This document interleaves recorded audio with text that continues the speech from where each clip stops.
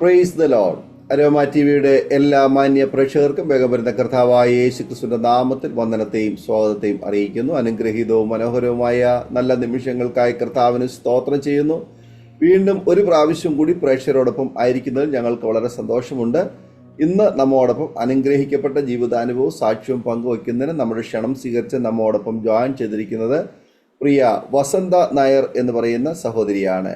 കർത്താവിൻ്റെ ദാസി തൻ്റെ ജീവിതാനുഭവങ്ങൾ പ്രേക്ഷകരോടൊപ്പം പങ്കുവയ്ക്കുമ്പോൾ നമുക്കെല്ലാവർക്കും അത് ശ്രദ്ധയോടെ പ്രാർത്ഥനയോടെ സ്കിപ്പ് ചെയ്യാതെ അവസാനം വരെ കാണുകയും കേൾക്കുകയും ചെയ്യാം. നമ്മളൊരു പ്രാർത്ഥനയോടെ ആയിരിക്കുമ്പോൾ പ്രിയ സിസ്റ്ററിനെ തികഞ്ഞ സ്നേഹത്തോടും ആദരവോടും കൂടി പ്രേക്ഷകരോടൊപ്പം സമയം ചെലവഴിക്കുന്നതിനായിട്ട് ഞങ്ങൾ സ്വാഗതം ചെയ്തുകൊള്ളുന്നു. പ്രൈസ് ലോർഡ് സിസ്റ്ററെ. പ്രൈസ്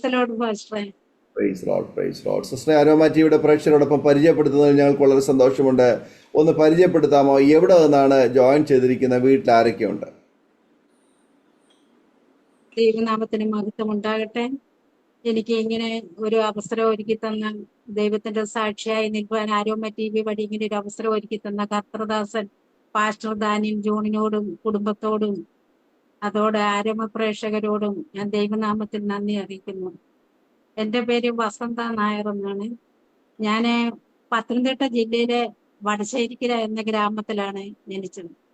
ഞങ്ങളുടെ വീട്ടിലെ എൻ്റെ മോന്റെ വൈഫും കിങ്സ് 2 കുഞ്ഞുങ്ങൾ, ഒരു മോനും ഒരു മോളും ഉണ്ട്. സിസ്റ്ററെ പരിചയപ്പെടുത്തി വളരെ സന്തോഷമുണ്ട്. കർത്താവ് അനുഗ്രഹിക്കട്ടെ. തുടർന്ന് അരോമ ടിവിയുടെ പ്രേക്ഷകരോടൊപ്പം പങ്കുവയ്ക്കാൻ ആഗ്രഹിക്കുന്ന കാര്യങ്ങൾ സംസാരിക്കുന്നുള്ള അവസരമാണ്. സിസ്റ്ററിന്റെ ബാല്യകാലം മുതൽ ഇങ്ങോട്ടുള്ളതായ കാര്യങ്ങൾ പറയാം. മാതാപിതാക്കന്മാർ, സഹോദരങ്ങൾ, വിദ്യാഭ്യാസം, തുടർന്ന് ഇങ്ങോട്ട് ജീവിതത്തിലുണ്ടായിട്ടുള്ള അനുഭവങ്ങൾ, ഓർമ്മക്കുറിപ്പുകൾ, വിവാഹം, കർത്താവിനെ കണ്ടുമുട്ടാനിടയായി തീർന്ന സാഹചര്യം, ജീവിതത്തിൽ ദൈവം ചെയ്തിട്ടുള്ള അത്ഭുത പ്രവർത്തികളെ കുറിച്ചൊക്കെ ഉള്ളതായ കാര്യങ്ങൾ തുടർമാനമായിട്ട് ഇങ്ങോട്ട് പറയാം. ഞാൻ പത്തനംതിട്ട ജില്ലയിൽ വടശ്ശേരിക്കര എന്ന ഗ്രാമത്തിലാണ് ജനിച്ചത്. അവിടെ എൻ്റെ അച്ഛൻ്റെ പേര് കുഞ്ഞികൃഷ്ണ പിള്ളை, അമ്മയുടെ പേര് മീനാക്ഷി അമ്മ. ഞങ്ങളുടെ അച്ഛനും അമ്മയ്ക്കും ഞങ്ങൾ 5 മക്കളായിരുന്നു. 5ാമത്തെ ഞാൻ ഇളയ മകളാണ്. ഞങ്ങളുടെ വീട്ടില് ഒരു സമാധാനവും ഇല്ലായിരുന്നു. അച്ഛന് കുടിക്കത്തൊന്നുമില്ല, മിലിറ്ററിയിലാണെങ്കിലും. പക്ഷെങ്കില് ഞങ്ങൾക്ക് സമാധാനമില്ലായിരുന്നു. ഞങ്ങളുടെ അമ്മയ്ക്ക് സ്വരച്ചേർച്ചയില്ല. അമ്മയ്ക്ക് എപ്പോഴും അച്ഛനെ ഡൗട്ടാണ്. അങ്ങനെ ഞങ്ങൾക്ക് പഠിക്കാൻ പറ്റത്തില്ലായിരുന്നു. അങ്ങനെ വഴക്കിട്ട് ഇങ്ങനെ ഇരിക്കുമ്പോൾ പല അമ്പലങ്ങളിലും അവർ പോകും സമാധാനത്തിന് വേണ്ടി. ഓടി നടന്നു പല അമ്പലങ്ങളിലും പോയിട്ട് കാശി വരെ പോയി. കാശി പുണ്യസ്ഥലമാണ്. നമ്മുടെ അവിടെ പോയിട്ടും അവർക്ക് സമാധാനം ലഭിച്ചില്ല.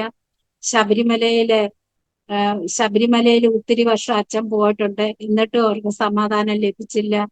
ഒരിടത്തു നിന്നും സമാധാനം കിട്ടിയില്ല. അമ്മ ആഴ്ചയിൽ 2 ദിവസം ഹോസ്പിറ്റലിലാണ്. അമ്മയ്ക്ക് കിട്ടുന്ന പൈസ മൊത്തം അമ്മയ്ക്ക് ചെലവാകുന്നു. അമ്മ ഇങ്ങനെ വീട്ടിലൊരു പണി ചെയ്യത്തില്ല, നാക്ക് താഴ്ന്നു.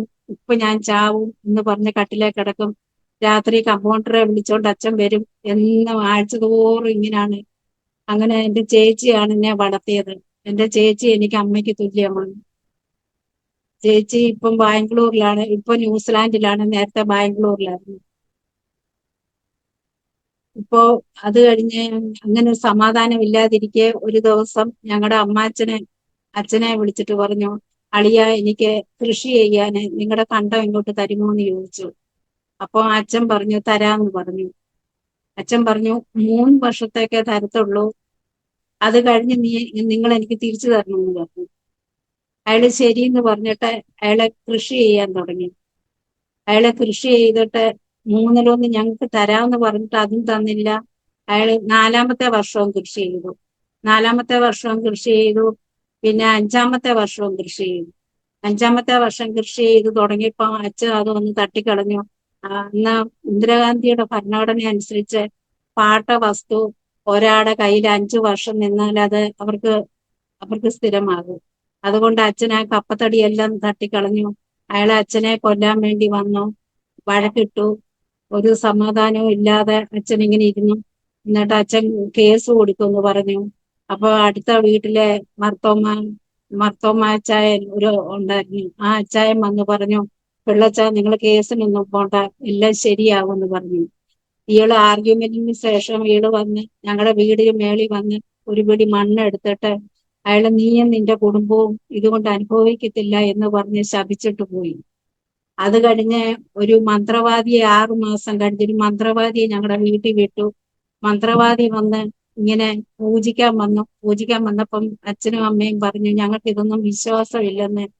അന്നേരം പറഞ്ഞു കൂട്ടം ചിരിക്കുമ്പം വിശ്വാസം ആയിക്കോളും എന്ന് പറഞ്ഞു. അത് കഴിഞ്ഞ് അയാള് പൂജിച്ചു. അച്ഛന്റെ അമ്മയും അച്ഛനും അലിഞ്ഞു തിരിഞ്ഞ് നടക്കുകയാണ്. അവരെ അവളുടെ തിരുത്താൻ വേണ്ടിയാണ് ഇത് ചെയ്യുന്നതെന്ന് പറഞ്ഞ് പിതൃക്കന്മാരെന്നാണ് മരിച്ചവർക്ക് വേണ്ടി പറയുന്നത്. അവരലിഞ്ഞു തിരിഞ്ഞ് നടക്കുകയാണ്, അവരെ അവളുടെ തീർത്തണം, അതുകൊണ്ട് ഞാൻ പൂജ ചെയ്യുന്നതെന്ന് പറഞ്ഞ് അയാൾ പൂജ ചെയ്തു. 2 മണിയാകാറായപ്പോൾ അയാൾ ഒരു കോഴിയെ എടുത്ത്, കരിങ്കോഴിയെ എടുത്ത് ഞങ്ങളുടെ കാല് തൊട്ട് തല വരെ ഇങ്ങനെ ഒഴിഞ്ഞു. എല്ലാവരുടെയും കാല് തൊട്ട് തല വരെ ഒഴിഞ്ഞിട്ട് ഒരു തേങ്ങ എടുത്ത് പൊട്ടിച്ച് തേങ്ങാ വെള്ളം അയാള് മന്ത്രവാദം പറഞ്ഞുകൊണ്ട് ഞങ്ങൾക്ക് എല്ലാം കോരി തന്നു. അയാള് പറയുന്നത് ഞങ്ങൾ ഏറ്റു പറയണമായിരുന്നു. അങ്ങനെ അയാള് പറഞ്ഞു ഞങ്ങൾക്ക് തന്നു. തന്നതിന് ശേഷം അദ്ദേഹം പറയാണ് ഈ കോഴിയെ മലയാലപ്പുഴ അമ്പലത്തിലെ യക്ഷിനടയെ കൊണ്ട് കൊടുക്കണമെന്ന് എന്ന് പറഞ്ഞിട്ട് അയാൾ എനിക്ക് ഇവിടെ കിടക്കാൻ പേടിയാ, ഞാൻ പോവാന്നും കൊണ്ട് 2 മണി കഴിഞ്ഞതിന് ശേഷം അയാൾ അങ്ങ് ഇറങ്ങിപ്പോയി. അത് കഴിഞ്ഞ് 3-ാമത്തെ ദിവസം ആയപ്പോൾ ഞങ്ങളുടെ കോഴി വല്ലാതെ അലയ്ക്കാൻ തുടങ്ങി. അമ്മയ്ക്ക് മാനസികമായ അസുഖം തുടങ്ങി. അമ്മയ്ക്ക് ഇങ്ങനെ അമ്മ കിണറിന് ചുറ്റും നടക്കുകയാണ്. കിണറ്റിൽ ഇപ്പൊ ചാടും, വെള്ളം വരും, ഉറവ് വരും. എന്റെ കുഞ്ഞുങ്ങളെല്ലാം വെള്ളം ചുമ്മി ക്ഷീണിച്ചിരിക്കുകയാണ്. ഇപ്പോൾ വെള്ളം വരുമെന്നും കൊണ്ട് കിണറിന് ചുറ്റും ഇങ്ങനെ നടക്കുക. അപ്പൊ അമ്മ ആ കോഴി വല്ലാതെ കൂവിയപ്പോൾ അച്ഛന് സ്വൈര്യം കൊടുക്കത്തില്ല. ആ കോഴിയെ കൊണ്ട് യക്ഷിനടയെ കൊടുക്ക്, നടന്നു പോകണമെന്നാണ് അച്ഛനോട് പറയുന്നത്, ചെരുപ്പിടാതെ. മലയാലപ്പുഴ വരെ. മലയാലപ്പുഴ ഒത്തിരി ദൂരമാണ്. അച്ഛന് അമ്മയുടെ ശല്യം സഹിക്ക വയ്യാതെ ആ കോഴിയെ എടുത്തോണ്ട് മലയാലപ്പുഴ അമ്പലത്തില് യക്ഷിനടയെ കൊടുക്കാതെ ദേവിയുടെ നടയെ കൊടുത്തിട്ട് വീട്ടിൽ വന്നു. അത് കഴിഞ്ഞപ്പോ അമ്മയ്ക്ക് ഒന്നുകൂടെ ശക്തി കൂടി. അമ്മ ഇങ്ങനെ കട്ടിലേൽ രാത്രി ഉറങ്ങത്തില്ല. കട്ടിലേലൊക്കെ ഇരുന്ന് മൂടുകയും ഭദ്രകാളിയുടെ കൂട്ട് നാക്ക് നീട്ടുകയും എന്റെ ഉണ്ണിയുടെ രക്തം എനിക്ക് വേണമെന്ന് പറയും. എന്റെ ഉണ്ണി എന്ന് പറഞ്ഞ അമ്മയുടെ രക്തം വേണമെന്ന് കൊണ്ട് നാക്ക് നീട്ടും. എന്റെ ഉണ്ണിയുടെ രക്തം എനിക്ക് വേണമെന്ന് പറഞ്ഞ് നാക്ക് നീട്ടി. അപ്പൊ വീടിന് ചുറ്റും ഭയങ്കര കല്ലുകൊണ്ടിടിക്കുന്ന ശബ്ദം കേൾക്കാം. ഭിത്തിയേല് കല്ലുകൊണ്ടിടിക്കുന്ന ശബ്ദം കേൾക്കാം. സാമിയെ അയ്യപ്പോ എന്ന് ഒത്തിരി പിള്ളേര് വിളിക്കുന്ന രാത്രിയില് പിള്ളേരിങ്ങനെ വിളിക്കുന്ന ശബ്ദവും കേൾക്കാം. പിന്നെ സാമ്പ്രാണിയുടെ സ്മെല്ല് വീട്ടിലെല്ലാം. അമ്മ പറഞ്ഞു കേട്ടോ കേട്ടോ ശബ്ദം കേട്ടോ, സ്മെല്ല് വരുന്ന കണ്ടോ എന്ന് പറഞ്ഞ അമ്മയ്ക്ക് ഒന്നുകൂടെ അങ്ങ് ശക്തി കൂടുകയും അമ്മ ഇങ്ങനെ പറഞ്ഞുകൊണ്ടിരിക്കുകയും ഉറങ്ങത്തേയില്ല. അങ്ങനെ രാത്രിയിലൊക്കെ അമ്മ ഇറങ്ങി ഓടും. ഓട്ടോ നിക്കത്തില്ല. അങ്ങനെ ഞങ്ങളുടെ അവിടെ ഒരു മലയുണ്ട്. ആ മലയെ കൂടെ രാത്രിയിൽ ഇറങ്ങി ഓടി, മുള്ളിനകത്തൂടെയൊക്കെ രാത്രിയിൽ ഇറങ്ങി ഒത്തിരി ഓടി. ഞാനും അച്ഛനും പിറകെ ഓടി. അത് ഒരു വീട്ടിൽ ചെന്ന് നിന്നു. ആ വീട് അച്ഛന്റെ റിലേറ്റീവിന്റെ ഒരു വീടായിരുന്നു. ആ വീട്ടില് സുബ്രഹ്മണ്യ സേവ ഉണ്ടായിരുന്നു അവർക്ക്. അത് അവിടെ ചെന്നിട്ട് അവര് ഇച്ചിരി ഭസ്മമൊക്കെ പൂശി സേവയൊക്കെ ചെയ്ത് പറഞ്ഞു വിട്ടു. അവിടുന്ന് ഓടിയിട്ട് പറഞ്ഞു എന്റെ വീട്ടിലെ നിലവിളക്ക് കെട്ടു, പിള്ളേർ നോക്കിയില്ല എന്ന് പറഞ്ഞ് അവിടുന്ന് ഓടി ഓടി ഞങ്ങളെല്ലാം പിറകെ ഓടി വീട്ടിൽ വന്ന് ഇങ്ങനെ പിന്നെ റൂമിലൊക്കെ കയറിയാല് ശിവന്റെ താണ്ഡവ നൃത്തം പോലെ ഡാൻസ് ചെയ്ത് ഞങ്ങളോട് പറയാം ഉറക്ക പാട്ട് പാടാൻ പറയും. ഞങ്ങൾ ഓർക്കും അമ്മയ്ക്ക് ഏതാണ്ട് ദൈവത്തിന്റെ സേവ കിട്ടിയതാന്ന് വെച്ച് ഞങ്ങൾ ഇങ്ങനെ ഉറക്ക പാട്ട് പാടും. അപ്പൊ അമ്മ തുള്ളി അങ്ങനെ ഒരാഴ്ച ഇങ്ങനെ കഴിഞ്ഞു. അപ്പൊ ഞങ്ങള് മൂത്ത ആങ്ങളെ വിളിച്ചു വരുത്തി. അമ്മയ്ക്ക് ഇങ്ങനെ അസുഖം, അണ്ണൻ മിലിറ്ററിയിലായിരുന്നു ആങ്ങള. അപ്പൊ അങ്ങനെ വിളിച്ചു വരുത്തി. അണ്ണൻ വന്നതിന് ശേഷം അമ്മയെ പന്തളത്ത് സ്വാമിയുടെ അടുത്ത് കൊണ്ടുപോയി. പന്തളത്ത് സ്വാമിയുടെ അടുത്ത് കൊണ്ടുപോയപ്പോ അയാള് കുറെ വെണ്ണയൊക്കെ തലയെ വെച്ചു, കുറെ മുന്തിരിങ്ങ വെള്ളമൊക്കെ കൊടുത്തു. പന്തളത്ത് സ്വാമിയെ കണ്ടപ്പോൾ ഒറ്റ ഓട്ടം ഓടി, എങ്ങും നിൽക്കാതെ. അപ്പം അദ്ദേഹം പറഞ്ഞു തിരിച്ചു വരൂന്ന് പറഞ്ഞു. കുറച്ച് കഴിഞ്ഞപ്പം പമ്മിയാണ് വന്നപ്പോഴാണ് അയാള് വെണ്ണയൊക്കെ വെച്ച് മുന്തിരിങ്ങ വെള്ളമൊക്കെ കൊടുത്തത്. അങ്ങനെ കുറച്ച് ശാന്തതയായി. എന്നാലും വിട്ടുമാറിയില്ല പൂർണ്ണമായിട്ട്. എന്നിട്ട് മുസ്ലിങ്ങളുടെ മന്ത്രവാദിയെടുത്ത് കൊണ്ടുപോയി. പിന്നെ വേലനെ കൊണ്ട് തുള്ളിച്ചു. വേലൻ എന്ന് പറയുന്നത് കറുത്ത വസ്ത്രം ഇട്ട് തലയിലെല്ലാം കറുത്ത തൊപ്പിയൊക്കെ വെച്ച് പൂക്കുലയൊക്കെ പിടിച്ച് അലറും. ഞാൻ കൊച്ചതായിരുന്നു അന്ന്. ഞാൻ കട്ടിലിന്റെ കീഴെ കയറും പേടിച്ച്. അയാൾ അങ്ങനെയൊക്കെ ചെയ്തിട്ടും അമ്മയ്ക്ക് യാതൊരു സമാധാനവും ഞങ്ങളുടെ വീട്ടിൽ ലഭിച്ചില്ല, ഒരു വിടുതലും ലഭിച്ചില്ല. ഒരു ദിവസം അങ്ങനെ ഇരിക്കെ എന്റെ ചേച്ചി അങ്ങേ കട്ടിലേ കിടക്കുന്നു, അമ്മ ഇങ്ങേ കട്ടിലേ കിടക്കുന്നു. ചേച്ചിയുടെ മേത്ത് അമ്മയുടെ അച്ഛൻ, ഞങ്ങളുടെ മരിച്ചുപോയ അച്ഛൻ മരിച്ചുപോയ അമ്മയും അമ്മയുടെ മേത്ത് അച്ഛന്റെ അച്ഛനും കയറിയിട്ട് അവർ തമ്മിൽ സംസാരിക്കുകയാണ്. നീ എപ്പോഴാ വന്നതെന്ന് ചോദിച്ചപ്പോ ഞാൻ ഓടി ഓടി വരുമായിരുന്നു. എന്റെ മോന്റെ അനർത്ഥം കണ്ടിട്ട് ഞാൻ ഓടി വരുമായിരുന്നു, അവിടെ എല്ലാം വേലി കെട്ടിയേക്കുമായിരുന്നെന്ന് അവര് പറഞ്ഞു. അപ്പം എന്റെ രണ്ടാമത്തെ ചേച്ചിയോട് പറഞ്ഞു, മക്കളെ ഒന്ന് ഇച്ചിരി കഞ്ഞിവെള്ളം തരാം. കഞ്ഞിവെള്ളം കൊടുത്തെന്ന് പറ, അതിനകത്ത് വറ്റുണ്ടെന്ന്. അത് കഴിഞ്ഞ് ചേച്ചി പിറ്റേ ദിവസം അമ്മയെ ഇങ്ങനെ മലത്തി നിലത്ത് കിടത്തിയിട്ട് തൊണ്ടയ്ക്ക് കുറെ കറുത്ത ബ്ലഡും തലമുടി കരിച്ച് കുറെ മുടിയും എടുത്തോണ്ട് ഒറ്റ ഓട്ടം. മൂത്ത ചേച്ചി ഒറ്റ ഓട്ടം ഓടിയപ്പോ ഞാൻ പുറകെ പോയി. അപ്പൊ എന്നോട് പറഞ്ഞു, തൊട്ടു പോകരുത്, തൊട്ടാല് എന്റെ മേത്തുള്ളതെല്ലാം നിന്റെ മേത്ത് കയറുന്നു. അതും കൊഞ്ചി കൊഞ്ചിയാണ് പറയുന്നത്. മേലൊക്കെ തണുപ്പിന് നമ്മുടെ രോമം എഴിച്ചു നിൽക്കുന്ന പോലെ അങ്ങനെ മേലെല്ലാം എഴിച്ചു നിൽക്കുമായിരുന്നു. അങ്ങനെ ഓടി മർത്തോമ്മക്കാരുടെ അയ്യത്തൂടെ ഓടി ഓടി താഴെ ഓലിയുടെ അവിടെ കലിങ്ങിന്റെ അവിടെ കൊണ്ട് കളഞ്ഞു. എന്നിട്ട് അവിടുന്ന് ഓടി താഴെ കാവിന്റെ അവിടെ ഏതാണ്ട് കളഞ്ഞു. എന്നിട്ട് അവിടുന്ന് തിരിച്ച് ഓടി ഓടി ഓടി വന്ന് മർത്തോമ്മക്കാരുടെ അയ്യത്തുനിന്ന് ഞങ്ങളുടെ അയ്യത്തോട് ചാടിയിട്ട് പറഞ്ഞു, ഇനിയും തൊട്ടോ, എല്ലാം പോയെന്ന് പറഞ്ഞു. അങ്ങനെ അങ്ങനെ ഇരിക്കെ ഞങ്ങളുടെ അമ്മയ്ക്ക് അസുഖമൊന്നും മാറിയില്ല. പിന്നെ അമ്മ ഇങ്ങനെ കട്ടിലെ തന്നെ ഇങ്ങനെ കിടക്കുകയാണ്, സമാധാനമില്ല. ഇങ്ങനെ ഇരുന്നപ്പോൾ 4 മക്കൾ പ്രീ ഡിഗ്രി പഠിച്ചു, ഒരു ചേച്ചി SSLC പാസ്സായി. അങ്ങനെ ഞങ്ങൾ ഈ കഷ്ടത്തിൽ ഞങ്ങൾ പഠിക്കാൻ ഇടയായി. അപ്പൊ അങ്ങനെ പൂജിച്ച് അങ്ങനെ ഒരു പാസ്റ്റർ ഞങ്ങളുടെ വീട്ടിൽ കടന്നു വരാൻ ഇടയായി. ആ പാസ്റ്റർ വീട്ടിൽ വന്നപ്പോൾ അമ്മ ഇങ്ങനെ കട്ടിലേ കിടക്കുകയായിരുന്നു. പാസ്റ്റർ പറഞ്ഞു, സഹോദരി, നിങ്ങൾക്ക് ക്രിസ്തുവിൽ സമാധാനം എന്ന് പറഞ്ഞുകൊണ്ടാണ് വരുന്നത്. നിങ്ങൾക്ക് ക്രിസ്തുവിൽ കൂടി അല്ലാതെ ഒരു സമാധാനം ഇല്ല. നിങ്ങളുടെ ഭവനം കൂടുപാത്രത്താൽ അലഞ്ഞ് ഇരുളടഞ്ഞു കിടക്കുകയാണ്. അതുകൊണ്ട് നിങ്ങൾക്ക് ക്രിസ്തുവിൽ കൂടെ മാത്രമേ സമാധാനം ലഭിക്കുകയുള്ളൂ എന്ന് പറഞ്ഞു. അപ്പൊ അമ്മ ചാടി എണ്ണീച്ചു കട്ടിലെന്ന്. അപ്പൊ അച്ഛൻ ആ കണ്ടത്തില് കൃഷി ചെയ്യാൻ പോയേക്കുമായിരുന്നു. ആ കൊച്ചുമോളെ വിട്ട് അച്ഛനെ വിളിപ്പിച്ച് സുവിശേഷം പറഞ്ഞു. ആ പാസ്റ്റർ അമ്മയോടും അച്ഛനോടും സുവിശേഷം പറഞ്ഞു. പാസ്റ്റർ പറഞ്ഞു, താഴെ ഞാൻ 2 വീടിനപ്പുറം അങ്ങോട്ട് പോയതാണ്, അവിടുന്ന് എന്നെ ആരോ തെള്ളി ഈ വീട്ടിലേക്ക് വിട്ടതാണ്. അങ്ങനെയാണ് ഞാൻ ഇവിടെ വരുന്നത്. സ്തോത്രം. അങ്ങനെ വന്ന് പാസ്റ്റർ ഞങ്ങളോട് സുവിശേഷം പറഞ്ഞു. എന്നിട്ട് ഇവിടുന്നെങ്കിലും ഒരു ബൈബിൾ മേടിച്ചിട്ട് നിങ്ങൾ 91 സങ്കീർത്തനവും 121 സങ്കീർത്തനവും 123 സങ്കീർത്തനവും വായിക്കണമെന്ന് പറഞ്ഞു. ഞങ്ങൾ പറഞ്ഞു, ശരി, ഞങ്ങൾ അങ്ങനെ ചെയ്യാമെന്ന്. ഞങ്ങൾ അങ്ങനെ ബൈബിള് മേടിച്ച് വായിച്ചു. അങ്ങനെ വായിച്ചുകൊണ്ടിരുന്നപ്പം ഒരു അമ്മാമ്മ ഞങ്ങളുടെ വീട്ടിൽ പച്ചക്കറി മേടിക്കാൻ വന്നു.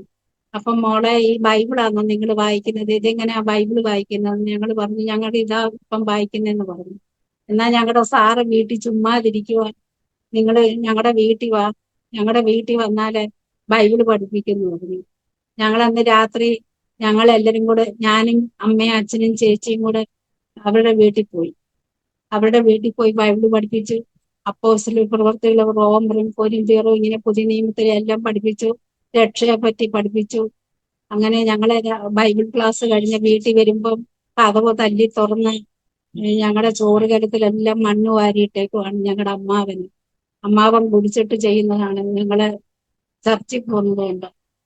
എന്നിട്ട് എന്നും ഇങ്ങനെ കാണിക്കും. ഞങ്ങൾക്ക് വീട്ടിൽ വരുമ്പോ ആഹാരമില്ല. ഞങ്ങള് പിന്നെ ഇങ്ങനെ ബൈബിൾ പഠിക്കാൻ പോയി കഴിഞ്ഞപ്പോ ഞങ്ങള് രക്ഷിക്കപ്പെട്ടു. 1981 ജനുവരി 16-ാം തീയതി ഞങ്ങൾ കർത്താവിനെ രക്ഷിതാവായി സ്വീകരിച്ചു. പിന്നെ ഞങ്ങള് അവിടെ നിന്ന് സാറ് പറഞ്ഞു, ഒരു കൊള്ളി തന്നെ എരിയുന്നത് ഈ ശോഭ, ഒത്തിരി കൊള്ളി എരിയുന്നതാ. അതുകൊണ്ട് നിങ്ങൾ ചർച്ചിൽ വരണം, എല്ലാ ദൈവമക്കളും ഒരുമിച്ച് പ്രാർത്ഥിക്കുമെന്ന് പറഞ്ഞു. ഞങ്ങൾ അങ്ങനെ ചർച്ചിൽ പോകാനിടയായി. അങ്ങനെ ഞങ്ങൾ ചർച്ചിൽ ചെന്നപ്പം വേർപാട് ചർച്ചായിരുന്നത്. ഞങ്ങൾ അവിടെ ചെന്നപ്പം എല്ലാ ദൈവമക്കളും കൂടെ ഒരുമിച്ച് ഏകാഗ്രതയോട് പ്രാർത്ഥിച്ചപ്പം ഞങ്ങളുടെ അമ്മ എന്റെ യേശുവേ എന്നിട്ട് പറഞ്ഞുകൊണ്ട് കമിഴ്ന്ന് വീണു പാഷന്റെ കാലിന്റെ അവിടെ. അന്ന് തൊട്ട് അമ്മയ്ക്ക് ആ ഭദ്രകാളിയുടെ ആ ശല്യം തീർന്നു. അങ്ങനെ ഒരു അശുദ്ധാത്മാവും അമ്മയ്ക്ക് പിന്നില്ല. അങ്ങനെ അമ്മയും അച്ഛനും വളരെ സ്നേഹത്തിലായി. അവര് രണ്ടുപേരും ഉപവാസം എടുക്കുകയും സുവിശേഷം പറയുകയും ഒരു ഓടി നടക്കുകയും ചെയ്യുമായിരുന്നു. അങ്ങനെ ഞങ്ങളുടെ വീട്ടില് 3 ദിവസം ഉപവാസം എടുത്തു. ഞങ്ങളുടെ വീട്ടിൽ 3 ദിവസം ബന്ധുക്കൂസുകാരെ വിളിച്ച് ഉപവാസം എടുത്തു. 5-6 പാസ്റ്റർമാരുണ്ടായിരുന്നു. എല്ലാ ഫോട്ടോയും വിഗ്രഹങ്ങളും എല്ലാം എടുത്ത് കളഞ്ഞ് ശുദ്ധീകരണം ചെയ്തു. അത് കഴിഞ്ഞ് എനിക്ക് മെന്റൽ പോലും വന്നു. ആ സമയത്ത് മെന്റൽ പോലും വരാനിടയായി. ഞാൻ 7 ദിവസം ഉപവാസത്തിൽ പോയിരുന്നതാണ്. അത് കഴിഞ്ഞ് ബ്ലഡ് ഹീറ്റായി.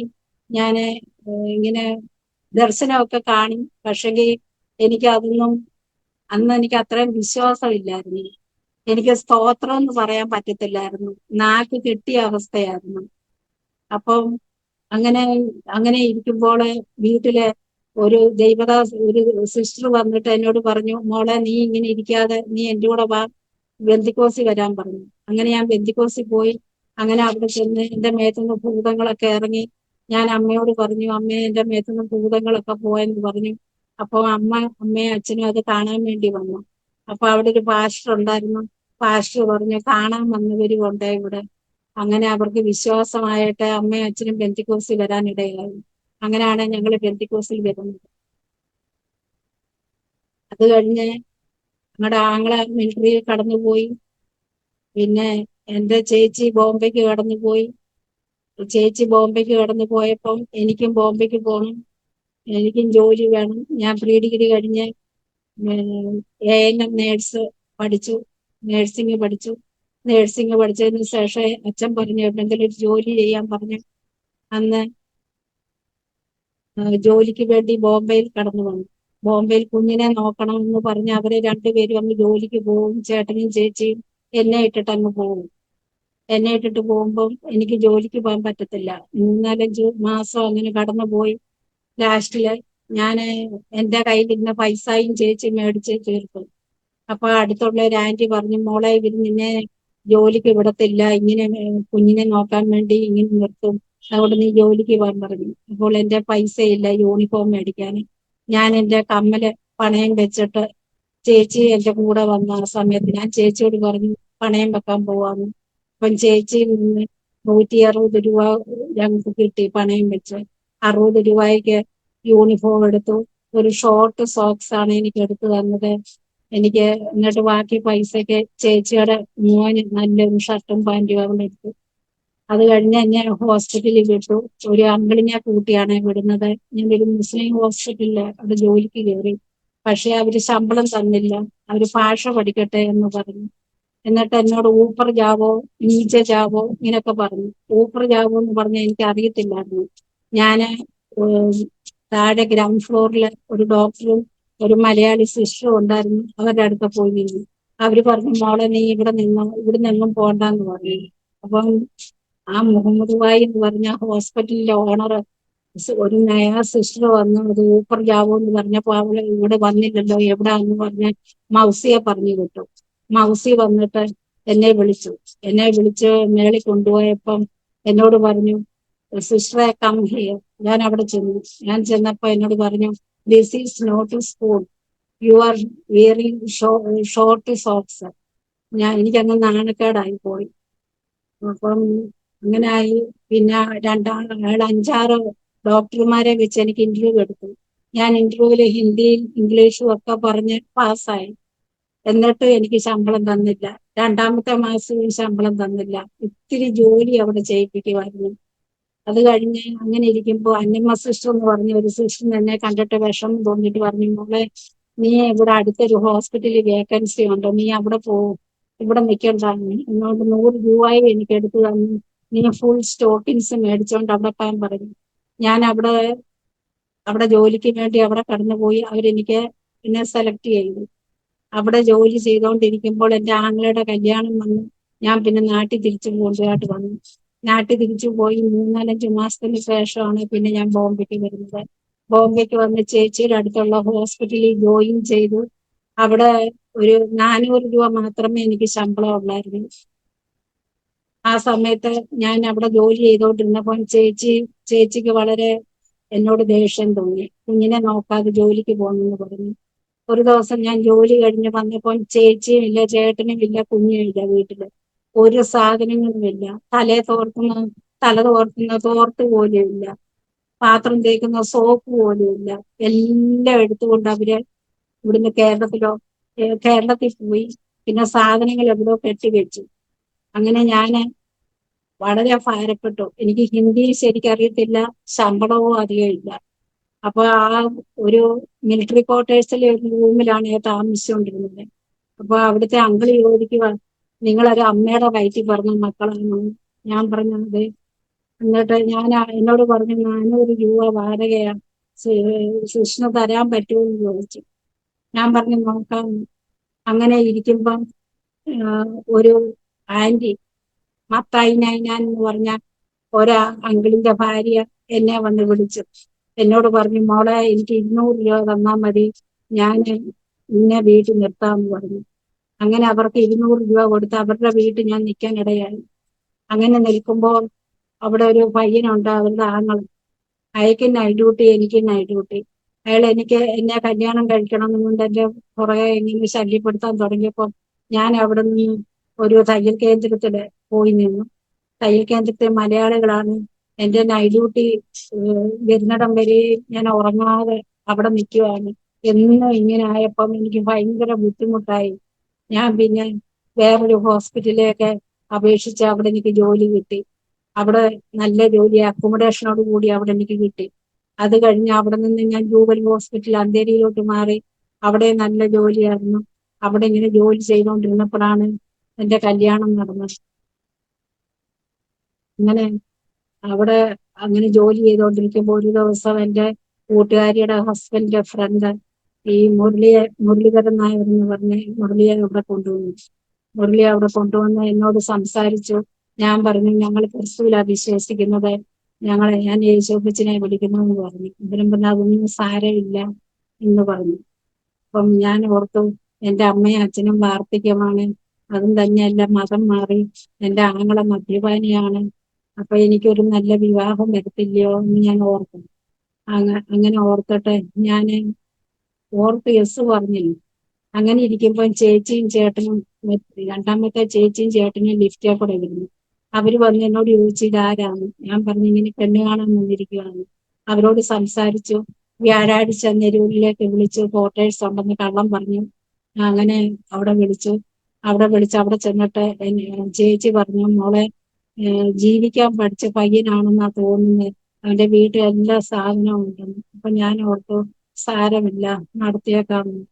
അങ്ങനെ പിന്നെ ഞങ്ങളുടെ അച്ഛനെയും അമ്മയും ആങ്ങളെയും എല്ലാരെയും ചേച്ചിയെ ഒക്കെ ആ ലെറ്റർ അയച്ചു, എൻക്വയറി ചെയ്യണമെന്ന് ലെറ്റർ അയച്ചു. പക്ഷെ അവര് കടന്നു വന്നു, അമ്മ വന്നില്ല. ആ സമയത്ത് കല്യാണത്തിനല്ല, അവരെ അന്വേഷിക്കാൻ വേണ്ടി വന്നതാണ്. വന്നപ്പോൾ എന്റെ ചേച്ചി പറഞ്ഞു, ഇവര് തമ്മിൽ പ്രേമമാണ്. ഒരാഴ്ച കൊണ്ട് എന്താ പ്രേമം, എനിക്ക് ഇഷ്ടപ്പെട്ടില്ല. അങ്ങനെ അവര് പെട്ടെന്ന് രജിസ്റ്റർ മാരേജ് നടത്തണമെന്നുകൊണ്ട് ആങ്ങളെ പറഞ്ഞു, എനിക്ക് 2 ദിവസത്തിനുള്ളിൽ എനിക്ക് ഡൽഹിക്ക് പോകണം, അതുകൊണ്ട് പെട്ടെന്ന് കല്യാണം നടത്തണമെന്ന് പറഞ്ഞു. അങ്ങനെ അവന്റെ സിവിൽ എഞ്ചിനീയറാന്നാ പുള്ളി പറഞ്ഞത്. പക്ഷെ സിവിൽ സൂപ്പർവൈസർ ആയിരുന്നു. അന്നേരം സർട്ടിഫിക്കറ്റ് കൊണ്ടുവരാൻ പറഞ്ഞപ്പം 10ാം ക്ലാസ്സിൽ തോറ്റ സർട്ടിഫിക്കറ്റ് കൊണ്ടാണ് വന്നത്. പിന്നെ ഞാന് എന്റെ പഴയ സാരി ഉടുത്താണ് എന്നെ കല്യാണം കഴിപ്പിച്ചത്. അവര് മാല കൊണ്ടുവരാൻ പറഞ്ഞപ്പോ ഒരു ചെമ്പരത്തി പൂമാലയാണ് എന്നെ ഇടിപ്പിച്ചത്. അങ്ങനെ രജിസ്റ്റർ മാരേജ് നമ്മൾ നടത്തി ബാന്ദ്രയില്. പക്ഷെങ്കിൽ അത് ഒരു മാസം കൂടെ കഴിഞ്ഞ് പിന്നെ അത് നോട്ടീസ് ബോർഡിലൊക്കെ ഇടണമായിരുന്നു. അതൊന്നും ചെയ്തില്ല. അങ്ങനെ എന്റെ കല്യാണത്തിന് ഒരു വാല്യൂ ഇല്ലായിരുന്നു. അങ്ങനെ 91 കല്യാണം കഴിഞ്ഞു. 92 എനിക്കൊരു മോനും ഉണ്ട്. ഇങ്ങനെ ഒരു സമാധാനവും ഇല്ലായിരുന്നു, എന്നെ സ്നേഹിക്കത്തേ ഇല്ലായിരുന്നു. വളരെ കള്ളം പറഞ്ഞ ഒരാളായിരുന്നു. എന്ത് പറഞ്ഞാലും കള്ളത്തരം മാത്രമേ പറയത്തുള്ളൂ. കല്യാണം കഴിഞ്ഞ് ഒരാഴ്ച കഴിഞ്ഞപ്പോഴത്തെ റിസൈൻ ചെയ്തതിനു ശേഷം റിസൈൻ ചെയ്തിട്ട് വേറെ ജോലിക്ക് പോവാന്ന് പറഞ്ഞ് ടിഫിനും കെട്ടി വീട്ടിൽ നിന്ന് ജോലിക്ക് പോകും. രാവിലെ പോയാൽ രാത്രിയിലാണ് കയറി വരുന്നത്. വീട്ടിലൊന്നും തരത്തില്ല. എന്റെ കുഞ്ഞിന് ഞാൻ പാല് കൊടുക്കാൻ വേണ്ടി ചിരട്ട തല്ലി പൊട്ടിച്ച് തീ കത്തിച്ച് പാല് കാച്ചി കൊടുത്തിട്ടുണ്ട്. അങ്ങനെ വളരെ കഷ്ടപ്പെട്ട് 9 മാസമായി. കുഞ്ഞിന് 9 മാസമായപ്പോൾ ഈ രാവിലെ പുള്ളി പോയി രാത്രി വരും. പൈസ ചോദിക്കാൻ പറയും, സ്റ്റേറ്റ് തന്നില്ലെന്ന് പറയും. അങ്ങനെ ഞാൻ കരഞ്ഞ് പ്രാർത്ഥിച്ചുകൊണ്ട്, എന്റെ ദൈവമേ, കുഞ്ഞിന് ബിസ്ക്കറ്റ് കൊടുക്കാനോ ഒന്നുമില്ലല്ലോ വീട്ടില്. ഇങ്ങനെ കരഞ്ഞ് പ്രാർത്ഥിച്ചുകൊണ്ടിരുന്നപ്പം കതവിനൊരാരോ ഒന്ന് പൊട്ടി. കതവിന് പൊട്ടിയപ്പോ ഞാൻ ചെന്ന് നോക്കിയപ്പോ ഞങ്ങളുടെ ചേട്ടന് കുറെ പാർലേജി ബിസ്ക്കറ്റുമായിട്ടാണ് കടന്നു വരുന്നത്. സ്തോത്രം. അങ്ങനെ പാർലേജി ബിസ്ക്കറ്റുമായി കടന്നു വന്നപ്പോൾ എനിക്ക് വളരെ സന്തോഷമായി. ഞാൻ അങ്ങോട്ട് ചേട്ടന് ഒരു ഗ്ലാസ് കാപ്പി കൊടുക്കാനോ ഒരു ചായ കൊടുക്കാനോ ഒത്തില്ല. അവിടെ പൊടിയോ പാലോ തേയിലയോ ഒന്നും ഇല്ലായിരുന്നു. അപ്പം ചേട്ടന് മനസ്സിലായി വീട്ടിലൊന്നുമില്ലെന്ന്. ചേട്ടൻ 500 രൂപ എന്റെ കയ്യിൽ തന്നിട്ട് എന്നോട് പറഞ്ഞു, നാളെ തന്നെ നീ ജോലിക്ക് പോകണമെന്ന്. ഞാന് ചേട്ടൻ പോയി കഴിഞ്ഞപ്പോഴത്തെ അതുകൊണ്ട് പോയി സാധനങ്ങളെല്ലാം മേടിച്ചുകൊണ്ട് വന്നു. കുഞ്ഞിനെ അടുത്ത വീട്ടിൽ ഇരുത്തി പാരക്സും പാലും ബിസ്ക്കറ്റും കൊടുത്തിട്ട് ഞാൻ ജോലിക്ക് പോയി.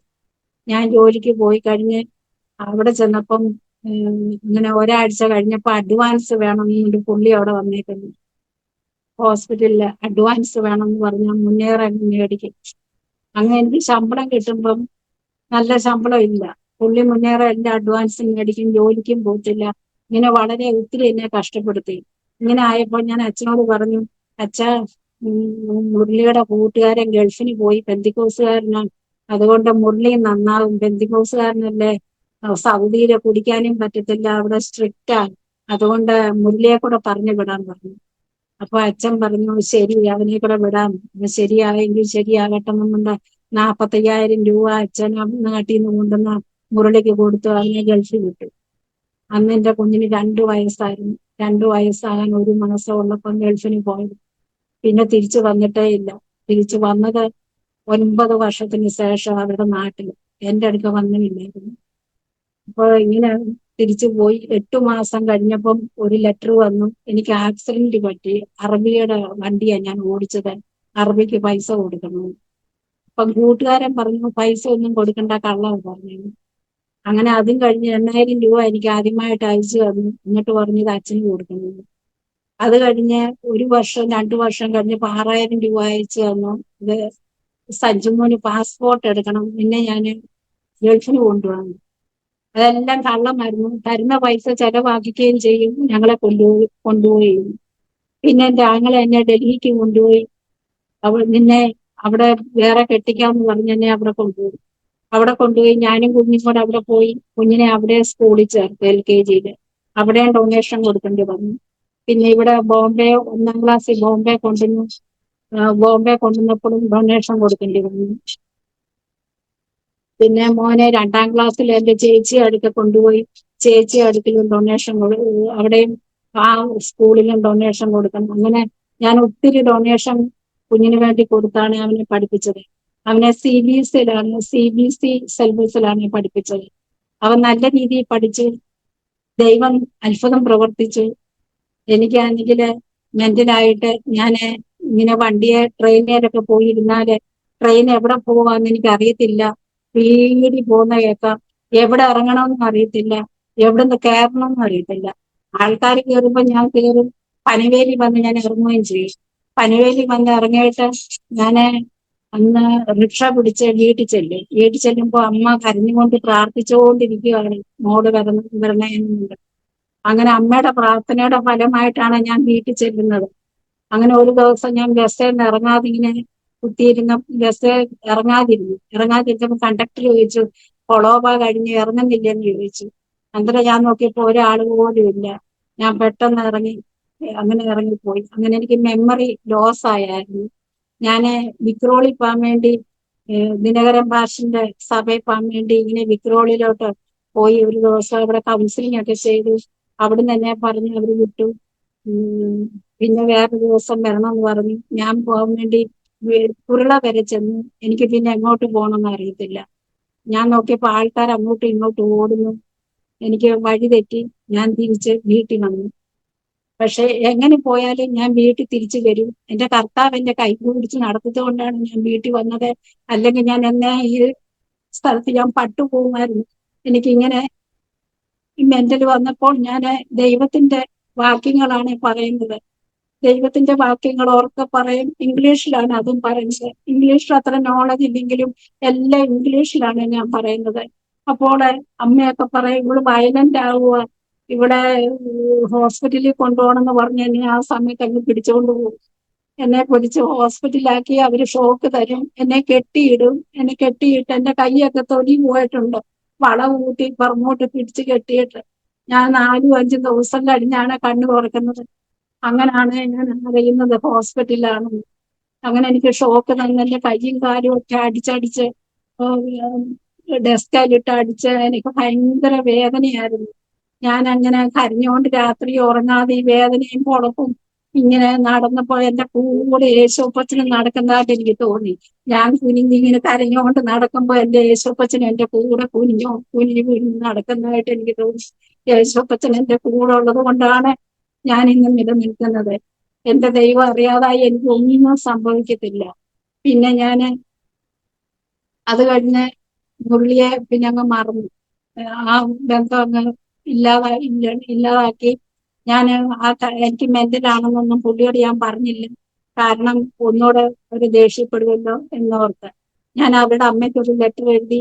ഒരു ഭിക്ഷക്കാരനെ കെട്ടുമായിരുന്നെങ്കിൽ എനിക്ക് ഇത്രയും ദുഃഖമില്ലായിരുന്നു എന്ന് അവരുടെ അമ്മയ്ക്ക് ഞാൻ എഴുതി. എന്നിട്ട് അത് കഴിഞ്ഞ് ഞാന് എന്റെ മോൻ വളർന്നു വന്നു. എന്റെ മോനെ പ്രീ 10ാം ക്ലാസ് വരെ CBSE ബോംബെ പഠിച്ചു. അത് കഴിഞ്ഞ് അവനെ പ്രീ ഡിഗ്രി മാംഗ്ലൂരില് ഉടുപ്പിയില് ബ്രദറുകാരുടെ സ്കൂളിൽ പഠിച്ചു. അവിടെ അവന് ഫസ്റ്റ് ക്ലാസ് കിട്ടി. അവിടെ തിയോളജി പഠിക്കാൻ ദൈവം അനുവദിച്ചു. അത് കഴിഞ്ഞ് ഡിഗ്രിക്ക് പഠിച്ചു, BCom-ന്.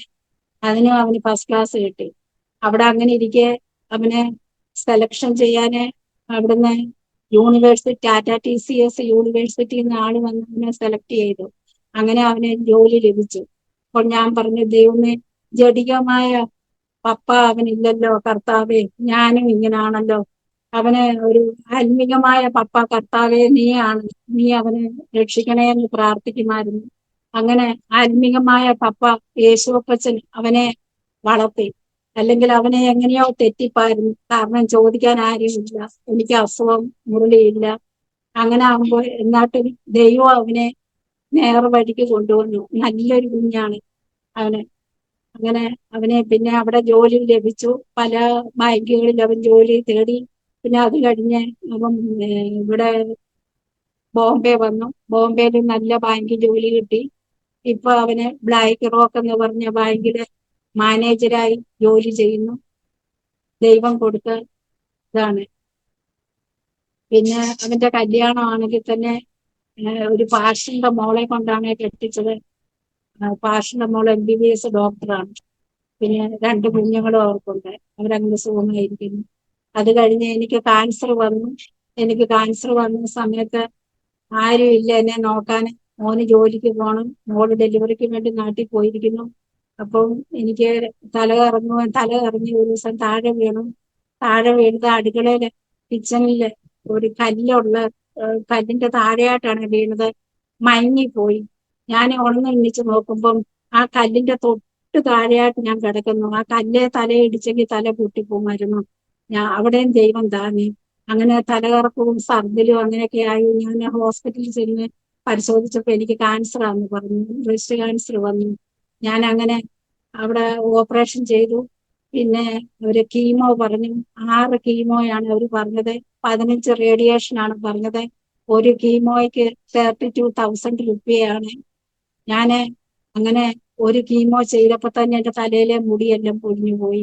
എനിക്ക് ഛർദിലും പിന്നെ ബ്ലഡ് ആണെങ്കിൽ 4 ഹീമോഗ്ലോബിൻ. അങ്ങനെ വളരെ ഭാരപ്പെട്ടു. അങ്ങനെ IV ഇടണമായിരുന്നു. എപ്പോഴും ആഹാരം കഴിക്കത്തില്ല. അങ്ങനെ മോനെ ഒരു വേലക്കാരിയെ നോക്കാൻ എന്നെ നോക്കാൻ ഒരു വേലക്കാരിയെ ഏൽപ്പിച്ചു. അങ്ങനെ അവരെന്നെ നോക്കി. അങ്ങനെ അത് കഴിഞ്ഞ് 2ാമത്തെ കീമോ എടുത്തപ്പോൾ ഇതേ അവസ്ഥ. ബ്ലഡ് ഇടേണ്ടി വന്നു. ഇങ്ങനെ തല കറങ്ങുകയും ഛർദിക്കുകയും ഒക്കെ, വെള്ളം കുടിക്കാൻ പോലും പറ്റത്തില്ല. അപ്പോഴും IV ഇടും. കുഞ്ഞ് ഡ്യൂട്ടി കഴിഞ്ഞ് വരുന്ന 10:30-ക്കാണ്. അവനിങ്ങോട്ട് രാത്രി എന്നെ IV ഇടാൻ കൊണ്ടുപോകും.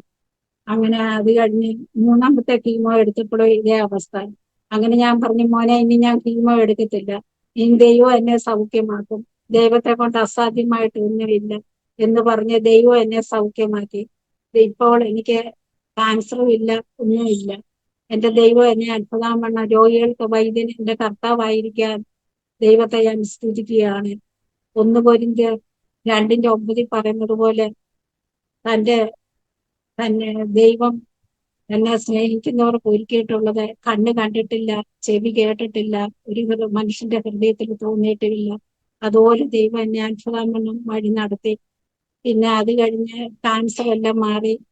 അത് കഴിഞ്ഞ് എനിക്ക് ഞാൻ ഒരു ദിവസം ചാണ്ടികെട്ടിന്ന് ഒരു പാസ്റ്റർ വന്നായിരുന്നു. ഞങ്ങളുടെ ജോൺസൺ പാസ്റ്റർ സഭയിൽ ഒരു പാസ്റ്റർ വന്നപ്പം ഞാൻ ഫാസ്റ്റിംഗ് പ്രെയർ ഉണ്ടായിരുന്നു. ഞാൻ അതിന് കണ്ടിന്യൂ ഫാസ്റ്റിംഗ് എടുക്കുമായിരുന്നു. അപ്പോൾ സൺഡേയിലും കൂടെ ഉണ്ടായിരുന്നു. അപ്പൊ ഞാൻ ഓർത്തു സൺഡേ മോർണിംഗ് കൂടെ വരുമല്ലോ, ഭയങ്കര അനുഗ്രഹമായിരുന്നു. അപ്പൊ ഞാൻ ഇങ്ങനെ സന്തോഷത്തോട് ബാത്റൂമിൽ നിന്ന് ഇറങ്ങി വന്നപ്പോൾ ഞാൻ ഉരുണ്ടു വീണു. ആരാൾ എന്നെ എടുത്ത് എറിയുന്നത് പോലാണ് ഞാൻ വീണത്. എന്റെ തലയിടിച്ചില്ല, എന്റെ തുടക്കേ എല്ലാം 2ആയിട്ട് പൊട്ടി. പിന്നെ എന്നെ ഓപ്പറേഷൻ ചെയ്ത് അത് കഴിഞ്ഞ് റോഡൊക്കെ ഇട്ടേക്കുവാണ്, സ്ക്രൂ ഇട്ടേക്കുവാണ്. എനിക്ക് പിന്നെ നടക്കാൻ ഞാൻ 4-5 മാസം ബെഡേലായിരുന്നു. അതെല്ലാം കഴിഞ്ഞ് ഞാൻ ബോക്കറെ നടക്കുമായിരുന്നു. പിന്നെ ഒരു സ്റ്റിക്കായി. ഇപ്പൊ സ്റ്റിക്കും വേണ്ട, ഞാൻ നടക്കും. ദൈവം എന്നെ ഇത്രത്തോളം നടത്തി. ദൈവമായിട്ട് എന്റെ ജീവിതത്തിലെ അത്ഭുതം പ്രവർത്തിച്ചു. ജീവനുള്ള ഉപദേശത്തെ യഹോവയുടെ നന്മ കാണുമെന്ന് വിശ്വസിച്ചിരിക്കുക കഷ്ടം. യഹോവയെങ്കിൽ പ്രത്യാശ വെക്കുക, ധൈര്യപ്പെട്ടിരിക്കുക. അതേ നിന്റെ ഹൃദയം ഓർച്ചിരിക്കട്ടെ എന്ന് ദൈവം പറയുന്നത് പോലെ അവങ്കിലേക്ക് നോക്കിയിടുമ്പോൾ പ്രകാശിതരായി ലജ്ജിപ്പാൻ കർത്താവ് ഇടയാക്കിയില്ല. ഞങ്ങളുടെ അച്ഛനെ വളരെ നല്ല മനുഷ്യനായിരുന്നു, നല്ല വിശ്വാസിയായിരുന്നു, ഭയങ്കര ആത്മീയമായിരുന്നു. അച്ഛനിങ്ങനെ മരിക്കാൻ നേരത്ത് ഹാർട്ട് അറ്റാക്ക് വന്നിട്ട് അമ്മ പറഞ്ഞു ഗ്യാസാ, നെഞ്ചരിച്ചിട്ടുണ്ടായിരുന്നു. അച്ഛനും അമ്മയും മാത്രമേ വീട്ടിലുണ്ടായിരുന്നു. അച്ഛനെ റാന്നി ഹോസ്പിറ്റലിൽ കൊണ്ട് അഡ്മിറ്റ് ആക്കി. അങ്ങനെ അവര് പറഞ്ഞു ഹാർട്ട് അറ്റാക്ക് ആണെന്ന്. അങ്ങനെ അവിടെ കിടക്കുമ്പോൾ എങ്ങും നടക്കരുതെന്ന് പറഞ്ഞു. അച്ഛൻ എണ്ണീച്ച് നടന്നു പോയി. അടുത്ത റൂമിലെ പേഷ്യന്റിനോട് സാക്ഷ്യമൊക്കെയും പറഞ്ഞു. അന്ന് രാത്രി 11 മണിയായപ്പോഴാണ് അച്ഛൻ മരിക്കുന്നത്. അച്ഛൻ മരിക്കുമ്പോൾ ഞാനാണ് കൂടെ ഉള്ളത്. ഞങ്ങളുടെ അമ്മയും കൂടെ ഉണ്ടായിരുന്നു. പക്ഷെ അമ്മയെ നേഴ്സുമാര് വിട്ടില്ല, കരയുന്നെന്ന് പറഞ്ഞ്. ഞാൻ അച്ഛന്റെ കൂടെ അവിടം വരെ പോയി ICU കൊണ്ടുപോകാൻ വേണ്ടി. അങ്ങനെ കൊണ്ടുപോയി അവിടെ ചെന്നപ്പോഴത്തെ അച്ഛൻ മരിച്ചു. അത് കഴിഞ്ഞ് അമ്മ കൊറോണയായിട്ട് അമ്മയെ ആശുപത്രിയിൽ കൊണ്ടുപോയി. അമ്മയുടെ കൂടെ ഞാനാണ് നിന്നത്. 6 ദിവസം കഴിഞ്ഞ് അമ്മയും മരിച്ചു. അമ്മ മരിക്കുന്നതിന് മുമ്പ് എന്റെ മോനെ അവിടെ വരികയും മോന് വേണ്ടി അമ്മ പ്രാർത്ഥിക്കുകയും തലയെ കൈവച്ച് അമ്മ അനുഗ്രഹിച്ച് ഒത്തിരി പ്രാർത്ഥിച്ചു കഴിഞ്ഞ് അവനാണെങ്കില് അതുവരെ ഒരു കല്യാണത്തിന് സമ്മതിക്കത്തില്ലായിരുന്നു.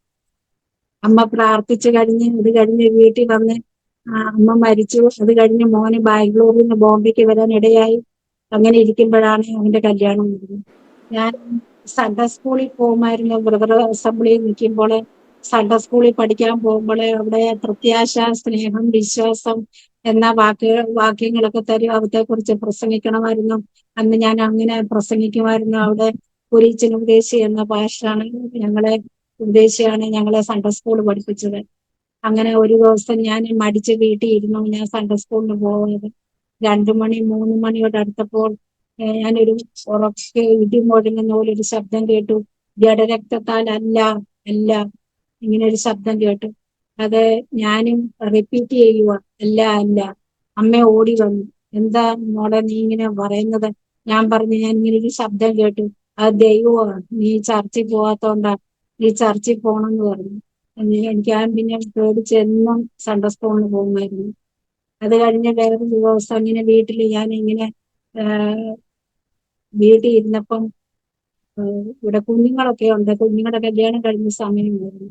ആ സമയത്ത് ഞാൻ അടുത്ത റൂമിൽ കിടന്നപ്പോ ജനലിൽ കൂടെ ഭയങ്കര കൊടുങ്കാറ്റ് പോലെ ഒരു കാറ്റ് വന്നിട്ട് ഒരു അമ്മച്ചിയുടെ തലയിൽ കൂടെ എണ്ണ കാച്ചിയ സ്മെല്ലും എല്ലാം കൂടെ വന്ന് എന്തോ അടിച്ച് ഞാൻ വളരെ ഭയപ്പെട്ടു. ഞാൻ എന്റെ ചേച്ചിയോട് ന്യൂസിലാൻഡിൽ വിളിച്ച് പറഞ്ഞു, ചേച്ചി ഞാനിങ്ങനെ പിന്നെ ഒരു പേടിച്ചിരിക്കുക, ചേച്ചി എനിക്ക് വേണ്ടി ഒന്ന് പ്രാർത്ഥിക്കാൻ. ചേച്ചി അവിടെ നിന്ന് പ്രാർത്ഥിച്ചിട്ട് എന്നോട് പറഞ്ഞു പോയി ഒരു ഗ്ലാസ് വെള്ളം എടുത്ത് പ്രാർത്ഥിച്ച് കുടിക്കാൻ. ഞാൻ പോയി ഒരു ഗ്ലാസ് വെള്ളം എടുത്ത് കർത്താവേ യേശുവിന്റെ രക്തമാണിത്, എനിക്ക് സൗഖ്യം തരണമെന്നുണ്ട്. ഞാൻ യേശുവിന്റെ രക്തമാണെന്നുണ്ട്. ആ വെള്ളം കുടിച്ചു, എന്റെ മേത്തുനിന്ന് എന്തോ ഇറങ്ങിപ്പോയി. അങ്ങനെ എനിക്ക് സൗഖ്യം കിട്ടി.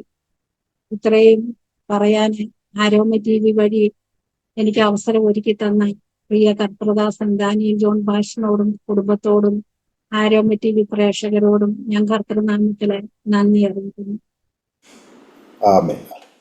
കർത്താവ് അനുഗ്രഹിക്കട്ടെ. ഇത്രത്തോളം സമയം ദൈവം നൽകിത്തന്നതായ വിടുതലുകളും പങ്കുവയ്ക്കുവാൻ കർത്താവിൻ്റെ ദാസിയെ ദൈവം കൃപ ചെയ്തത് ഓർത്ത് ഞാൻ ദൈവത്തിന് സ്തോത്രം ചെയ്യുന്നു. കർത്താവ് ധാരാളമായി അനുഗ്രഹിക്കുമാറാകട്ടെ. ഒരു നായർ കുടുംബത്തിൽ ജനിച്ച് വളർത്തപ്പെട്ട ഒരു വ്യക്തി എന്ന നിലയിൽ കർത്താവിനെ അറിയുവാൻ ദൈവം അവസരം തന്നല്ലോ. അതിനേക്കാൾ ഉപരി ഇന്ന് ഒരു ദൈവോഹിതരായി ജീവിക്കുകയും കർത്താവിന് വേണ്ടി പ്രയോജനപ്പെടുകയും അനുഗ്രഹിക്കപ്പെട്ട സാക്ഷ്യം പങ്കുവയ്ക്കുവാനും ഒക്കെ ദൈവം സഹായിച്ചു കൊണ്ടിരിക്കുന്നല്ലോ. ദൈവം സൗഖ്യം ആരോഗ്യ ദീർഘായുസ്സം തന്ന് ദൈവനാം മഹത്വത്തിന് വേണ്ടി അനേകർക്ക് അനുഗ്രഹമായി തീരേണ്ട ദൈവം ഉപയോഗിക്കട്ടെ എന്ന് ആശംസിക്കുന്നു, പ്രാർത്ഥിക്കുന്നു. അതുപോലെ തന്നെ ഞങ്ങളെ കേട്ടുകൊണ്ടിരിക്കുന്ന മാന്യ പ്രേക്ഷകരുള്ളതായ നന്ദി സ്നേഹവിതരണത്തിൽ അറിയിക്കുന്നു. നിങ്ങൾക്ക് ഈ സാക്ഷ്യം ഒരു അനുഗ്രഹമായിരിക്കുമെന്ന് ഞാൻ പൂർണ്ണമായി വിശ്വസിക്കുകയാണ്. ബോംബെയുടെ പട്ടണത്തിൽ കടന്നു വന്ന് ഇതുപോലെ ജീവിക്കുന്ന പല പ്രിയപ്പെട്ടവരും ഇന്ന് ബോംബെയുടെ പട്ടണത്തിലുണ്ട്.